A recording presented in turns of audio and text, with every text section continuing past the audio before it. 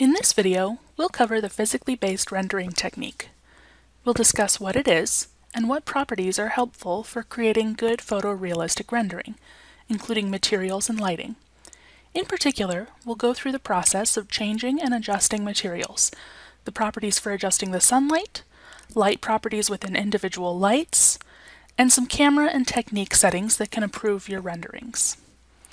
To begin with, I'm going to open a plan that's already completed, and I'll open up a camera view by selecting my camera tools, then selecting a full camera.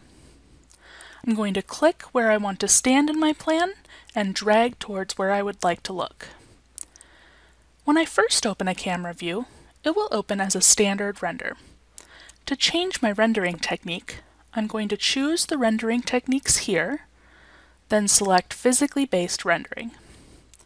This is a more photorealistic rendering technique that enhances the use of light and shadows and can better render materials such as metals.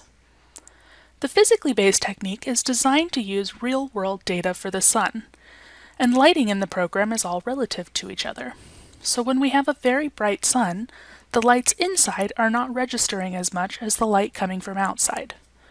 Much like in photography, in order to improve our render, we're going to have to even out the exposure between the interior and exterior lights so that the interior lights have a bigger effect, and so we can see the background more clearly. We can find the sun settings under the lighting options in our architectural toolbar here. Because all of the lights inside our home are set to around 1,000 lumens, and we'll take a look at those here in a minute, they aren't registering in comparison to the sun, which is set at 100,000. So I'm going to drop the sunlight to something less than 5,000 lumens. In this case, I'm going to choose 2,000. I can also adjust where the sun is coming in on the plan here. The tilt angle is in relation to the horizon, with -90 being a perfect noonday sun pointing straight down, and 0 pointing straight forward. And the direction angle is the 360 degrees around the home. You can use the sliders to adjust the sun until you like where it's streaming in from. I'll then press OK to apply the changes. So next, let's look at the lights themselves. I can open each light individually to look at the light settings, or I can go to Adjust Lights, also in my lighting option tools. This will open up a list of all the lights currently placed in my plan, and whether they are turned on or not. Right now, I am set to use automatic lights, meaning the program will choose up to 20 lights it thinks are important to the scene. I usually like to tell the program exactly which lights are important for this rendering, so I'll switch over to Use Light Settings, meaning that any light that's marked as on in my list, the camera will render as on. Be careful if you have quite a few lights like I do. Don't turn every light in the house on, because that's probably too many calculations for the camera view to handle. Ideally, we'll want to stick with 30 or less. I'll also deselect Update Lighting automatically before I switch over to Use Light Settings. Otherwise, the program will turn all of the lights in my plan while I'm still in this dialog, and before I have a chance to turn off all of the irrelevant ones. I'm going to sort this list by room, then make sure all of my great room lights are turned on, and turn off all of the other lights.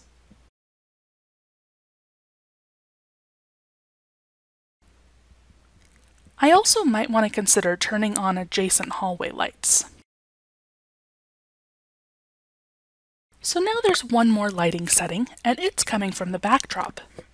The physically based rendering technique is also pulling light from the backdrop that's placed in my plan, and I also want to turn that down. To do that, I'm going to go into my rendering techniques, then go down to Technique Options, and I'm going to look at the backdrop intensity. Since we have the sun on in our plan, I'll be looking specifically at the daytime intensity. I usually like this value to be 500 or less. I'm going to drop it down to 100 for our plan today. And while we're in here, let's look at a couple more options for adjusting our view. The most important one in here is the brightness down below. I will almost always turn this up to 100. Up top, the camera exposure is similar to a camera exposure in photography. Too low and the scene will look too dark. Too high and you may wash out the scene, especially if there are a lot of lights or a lot of white in the scene. This value will vary based on the plan, so if the scene is looking too dark, try increasing this until it's too washed out, and then drop it just down a bit. Don't adjust the exposure unless you've already increased your brightness, otherwise you're just going to need to adjust it again after you do. Hue and saturation both have to do with the coloring of the scene. Both of these settings should be adjusted in very small increments, as they will have large effects. If your scene's colors aren't popping enough, particularly if you have any oranges or yellows or greens, a tiny bit of saturation can help with this. So now let's look closer at our plan's materials. Once we're in a physically based rendering view like this, the materials might not look like we expect. In particular, our metals or any shiny materials. So for instance, our stove over here is getting a pretty dull metal material.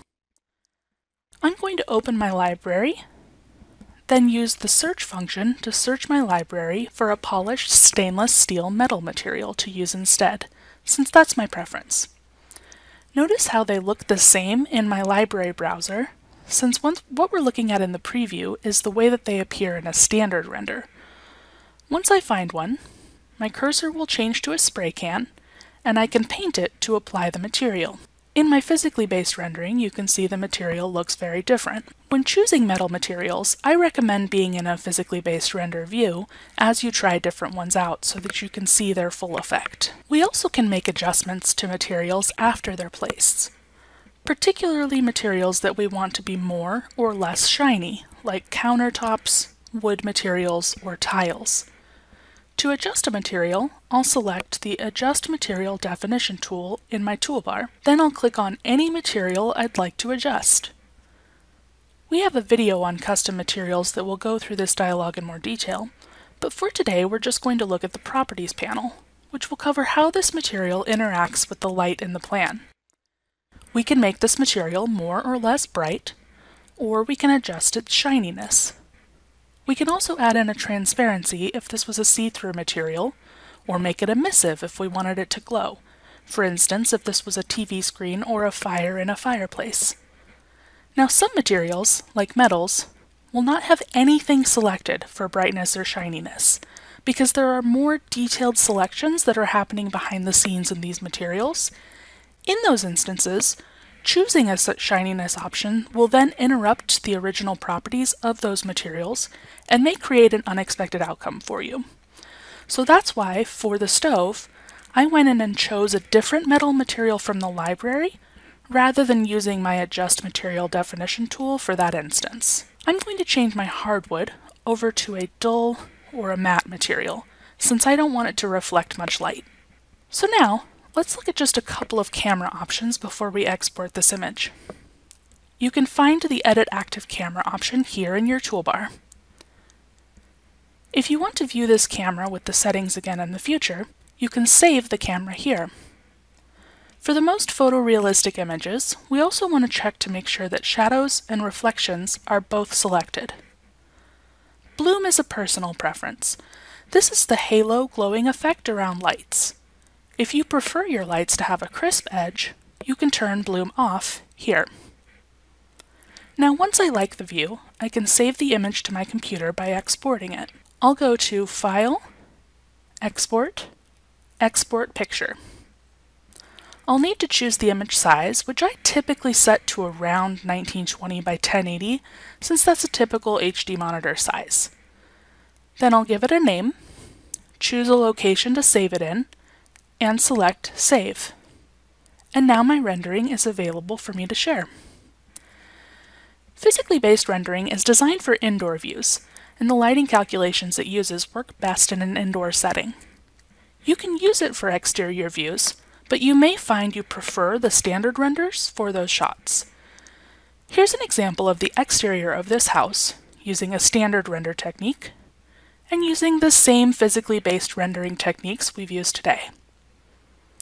If you would like more photorealistic renderings for both interior and exterior views, you may want to take a look at our Chief Architect products on chiefarchitect.com.